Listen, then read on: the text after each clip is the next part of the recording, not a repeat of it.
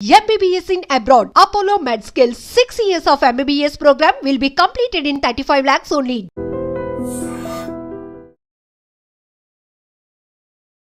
నమస్తే, welcome to iDream media. ఈరోజు మనతో పాటు స్టూడియోలో ఉన్నాడు certified financial planner Subhash Babu గారు. నమస్తే సార్. నమస్తే. బాగున్నారా? Thank you. సో స్టాక్స్ విషయంకి వస్తే 2025లో ఐటీ స్టాక్స్ ఎలా ఉండబోతున్నాయి అండ్ కరెక్షన్స్ ఎందుకు అవుతున్నాయి? Okay, IT India has been very good in IT exports and చాలా బాగుంది మన పెర్ఫార్మెన్స్ సార్ వరకు. ఇప్పుడు గత మేబీ 6 months 1 yearగా ఐటీ స్టాక్స్ కొంచెం డౌన్ఫాల్లో ఉన్నాయి, కరెక్షన్లో ఉన్నాయి. మన 5 years బ్యాక్ చూసుకుంటే మన year on year growth was almost 125%. అంత గ్రో అయిన సెక్టర్ గత 6 months 1 yearగా అబౌట్ మేబీ 5-6% మూవ్ అవుతుంది. ఇప్పుడు 6 months నెగిటివ్గా ఉంది. ఇట్ ఈస్ నాట్ సర్ప్రైజింగ్, ఎందుకంటే మన మేజర్ క్లయింట్స్ అంతా వెస్టర్న్ యూరోపియన్ లేకపోతే అమెరికన్ క్లయింట్స్ ఎక్కువ మందికి మనకున్నారు. ఇప్పుడు ఈ గ్లోబల్ హెడ్ విండ్స్ అంటే ఇప్పుడు రెసెషన్ అవ్వచ్చు, లేకపోతే డాలర్ ఇష్యూస్ అవ్వచ్చు, వార్ సిచ్యువేషన్ అవుతుంది, యుక్రెయిన్ అండ్ రష్యా వార్ అవుతుంది, ఇప్పుడు ఇరాన్ ఇజ్రాయెల్ కూడా స్టార్ట్ అయింది, అది ఇప్పుడు ఈ మధ్య స్టార్ట్ అయింది.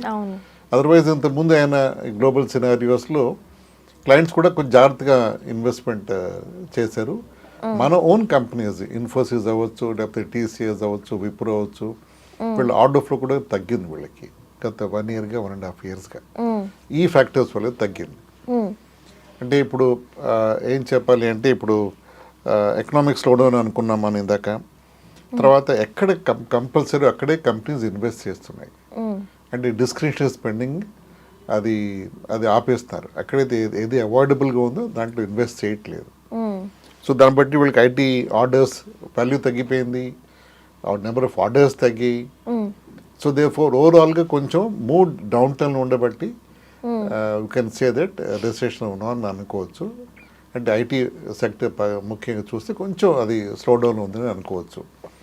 మన ఇండియాకి వచ్చేప్పటికి మనం ఈ మార్కెట్ డిమాండ్ బట్టి ఇన్ఫోసిస్ అవ్వచ్చు, లేకపోతే మిగతా ఐటీ కంపెనీస్ ఎంప్లాయీ లే ఆఫ్స్ చాలా వింటున్నాం మనం. అవును, చాలామంది రిక్రూట్ చేసిన వాళ్ళు జాయినింగ్ డేట్ డిలేట్ చేయడం కానీ, లేకపోతే కొంచెం కొంతమంది ఇంటికి పంపించడం కానీ చేస్తున్నారు వాళ్ళు. బికాజ్ మార్కెట్ వాళ్ళ ఆర్డర్స్ తగ్గిపోతున్నాయి ఆ కంపెనీస్కి. ఇప్పుడు ఎలా ఉండబోతుంది ఫ్యూచర్ ఎలా ఉండబోతుంది అంటే నా లెక్కలో 25 కూడా ఇలాగే ఉంటుంది. It may get worse also. 26 maybe April May June ఆ ప్రాంతాల వరకు సిచ్యువేషన్ కొంచెం యావరేజ్ గానే ఉంటుంది అనుకోవచ్చు. అలాగే అనుకోవచ్చు. ఇప్పుడు మనకే తెలిసిపోతుంది. ఇప్పుడు గ్లోబల్ గా చూస్తే అన్ని చోట్ల అన్సర్టనిటీ.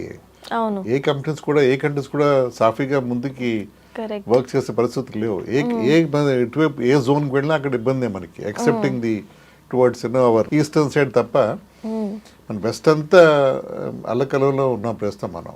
అది సెటిల్ అవ్వాలి, మళ్ళీ ఫైనాన్సెస్ మళ్ళీ ఇంప్రూవ్ అవ్వాలి. అది అయ్యేంత వరకు మనం I don't think we can expect turn around in IT sector. నా సొంత opinion. So Russia, Ukraine and Iran, Israel ఇప్పుడు కొత్త వార్ స్టార్ట్ అయింది. ఈ వార్స్ వల్ల మనపై ఏదైనా స్టాక్ మార్కెట్ మీద ఏదైనా ప్రభావం ఉంటుందా? అఫ్ కోర్స్ పడుతుందండి. రష్యా యుక్రెయిన్ వార్ నార్మల్గా అసలు మన మీద ఎఫెక్ట్ రావాల్సింది. మనం అట్లీస్ట్ లక్కీగా మన ప్రైమ్ మినిస్టర్ తెలివితేటల వల్ల అవ్వచ్చు, మన ఓన్ నావిగేషన్ వల్ల అవ్వచ్చు, డైరెక్ట్గా మనకి ఆయిల్ ఇంపాక్ట్ కాకుండా మనం అంటే గల్ఫ్ కంట్రీస్ అని ఆయిల్ ప్రైసెస్ పెరిగినా కూడా మనం రష్యా నుంచి ఇంపోర్ట్ చేస్తున్నాం ఆయిల్ మనం. సో దాంతో మనకి యాక్చువల్ బెనిఫిట్ అయింది ఒక విధంగా చెప్పాలి అంటే. మనం రష్యన్ ఆయిల్ మనం తక్కువ ప్రైసెస్లో మనం తెచ్చుకోగలిగాం as compare to the Gulf oil. So అది ఒక 2 years నుంచి మనం తెచ్చుకుంటున్నాం. అంటే మన ఓవరాల్ ఆయిల్ బిల్లో మనం added lot of component at reduced prices. And ఒక 40-50% మనం తక్కువ ప్రైస్ తెచ్చుకోబట్టి మన ఓవరాల్ ఆయిల్ బిల్ తగ్గించుకోగలిగాం మనం. సో మనకు కొంచెం బెనిఫిట్ అయిందని చెప్పుకోవాలి మనం రష్యా యుక్రెయిన్ వార్ వల్ల. ఇందులో సేఫర్ సెక్టార్స్ ఏమున్నాయి సార్? మరి దానికి వస్తున్నా. ఇరాన్ ఇజ్రాయెల్ కూడా మనం మాట్లాడుకుందాం. అప్పుడు సేఫ్ సెక్టర్ గురించి మనం డెఫినెట్గా డిస్కస్ చేద్దాం. సో రష్యా యుక్రెయిన్కి వచ్చేప్పటికి ఇప్పుడు కొంచెం వార్ తీవ్రంగా అవుతుంది. అది యుఎస్ ఇంత ముందు కొంచెం వార్ అయిపోతుంది, సీజ్ ఫైర్ దాకా వచ్చేస్తాం అనే ఇంప్రెషన్ అందరికీ ప్రపంచం మొత్తం వచ్చింది 6 months బ్యాక్ వరకు. ఇప్పుడు యుక్రెయిన్ కూడా యుక్రెయిన్కి మళ్ళీ ఆర్మ్స్ బాగా అగ్రెసివ్గా యూఎస్ వాళ్ళు సప్లై చేయడం, యూరోప్ వాళ్ళు సప్లై చేయడం, యూకే వాళ్ళు సప్లై చేయడంతో అడిషనల్ డ్రోన్స్ కానీ అగ్రెసివ్గా వాళ్ళు యుక్రెయిన్ వాళ్ళు పోస్టర్ చేసి రష్యాను వాళ్ళు బాగా హార్మ్ చేశారు వాళ్ళు. దాంతో రష్యా డీప్గా ఇంపాక్ట్ అయ్యి ఎఫెక్ట్ అయిపోయి they are hitting back hard on Ukraine. So మళ్ళీ వార్ మళ్ళీ కొంచెం తీవ్రంగా పట్టుకుంటోంది. సో మనకి ఆయిల్ పరిస్థితి ఎలా ఉంటుంది అంటే మనది అలాగే మన రష్యా నుంచి మనం ఆయిల్ తెప్పించుకుంటున్నాం ఎలాగా మనం, that is going on at reduce prices. So ఇది ఇలా ఉండగా మనం ఇరాన్ అండ్ ఇజ్రాయెల్ వార్ అది స్టార్ట్ అయింది. అది స్టార్ట్ అయిన కారణాలు చాలా ఉన్నాయి, దానికి వెరైటీ ఆఫ్ ఫ్యాక్టర్స్ దానికి ఉన్నాయి. దానికి of course USA was one of the corner countries which was behind this whole discussions on Iran Israel మీద. సరే ఇప్పుడు అది ఆ వార్ మనకి బాగా ఎఫెక్ట్ అవుతుంది. ఎందుకంటే గల్ఫ్ నుంచి వచ్చే ఆయిల్ అంటే అది సౌదీ అరేబియా అవ్వచ్చు, కువైట్ అవ్వచ్చు, ఖతార్ అవ్వచ్చు, ఇవన్నీ ఒమాన్, యుఏఈ నుంచి మన ఆయిల్ ఇంపోర్ట్ చేసుకుందల్లా స్ట్రెయిట్ ఆఫ్ హోర్మజ్ అంటారు దాన్ని, స్ట్రెయిట్ ఆఫ్ హోర్మజ్. అది ఇరాన్కి గల్ఫ్కి మధ్య చిన్న స్ట్రిప్ ఆఫ్ సీ అది. అది స్ట్రెయిట్స్ అంటారు, అంటే నారో పాత్, STRAIT స్ట్రెయిట్. అది నారో స్ట్రిప్ అనమాట, దాదాపు 30 కిలోమీటర్ల విడ్త్ అది. దాంట్లో ఇంకా తగ్గించుకుంటే ఐ థింక్ అబౌట్ 5-10 కిలోమీటర్స్ విడ్త్లో షిప్స్ అన్ని ఆయిల్ షిప్స్ అన్ని పాస్ అవుతాయి.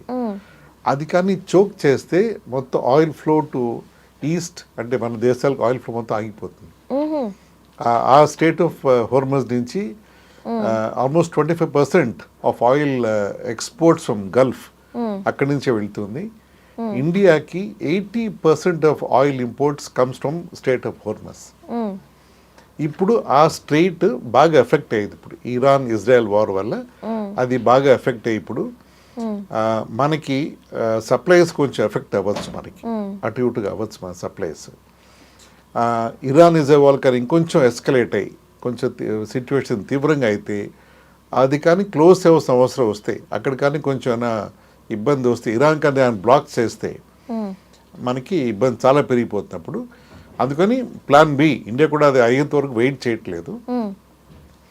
మిగతా దేశం జాగ్రత్త తెచ్చుకోవాలి, రష్యా నుంచి ఇంకా పెంచుకోవచ్చా మనం, ప్లస్ మిగతా దేశాలు ఎక్కడి నుంచి మనం తెచ్చుకోవచ్చు, ఆఫ్రికా నుంచి, అంగోలా నుంచి, ఆ దేశాలు కూడా మనం, గయానా కూడా మనం డిస్కస్ చేస్తాం, చూస్తాం. అప్పుడే ఫైనలైజ్ కూడా అయ్యింది అప్పుడే.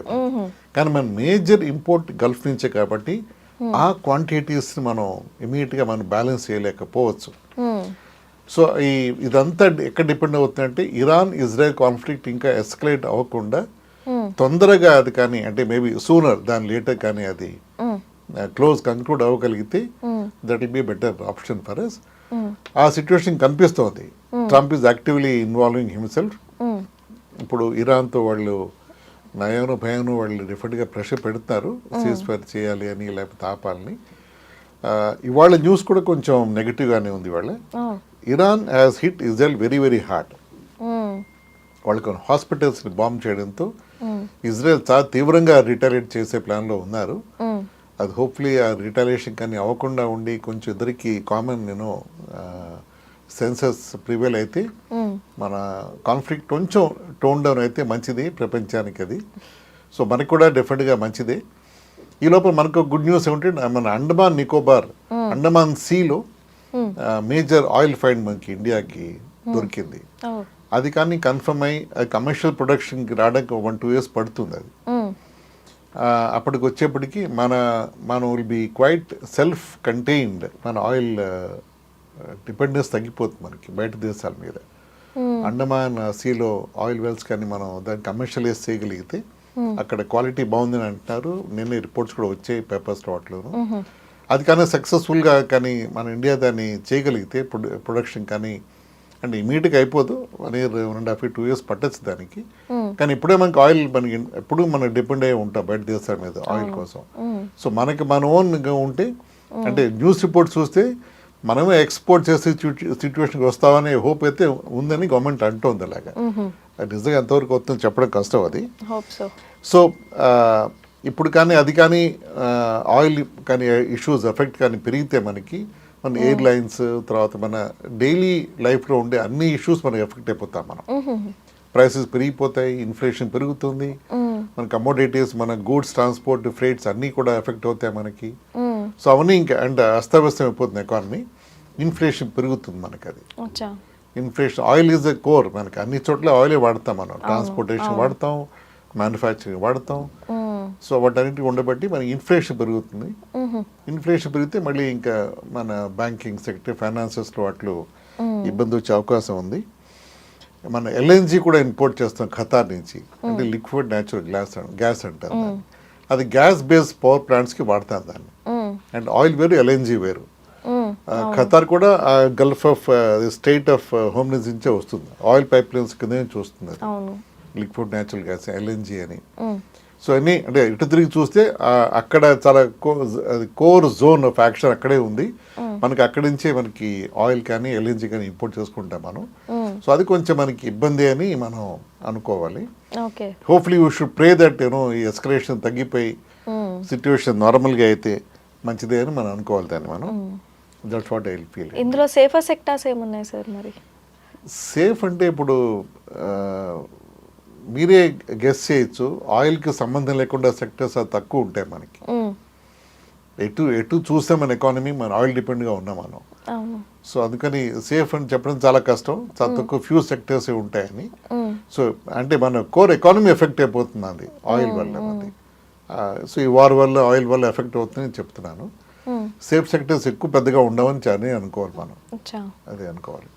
అంటే సేఫ్ అంటే మనం గ్యాస్ బేస్డ్, లేకపోతే wind based, solar based power జనరేషన్గా మనం న్యూక్లియర్ ఆల్టర్నేటివ్ పవర్ సెక్టర్స్కి ఆయిల్ పెద్ద క్రిటికల్ ఇంపాక్ట్ అవ్వదు. రష్యా ఎకానమీ కూడా ఇంపాక్ట్ అవ్వదు మనకి. అది వేరే టాపిక్గా మనం మాట్లాడుకోవచ్చు మనం నెక్స్ట్ టైం. అది thank you sir. Thank you.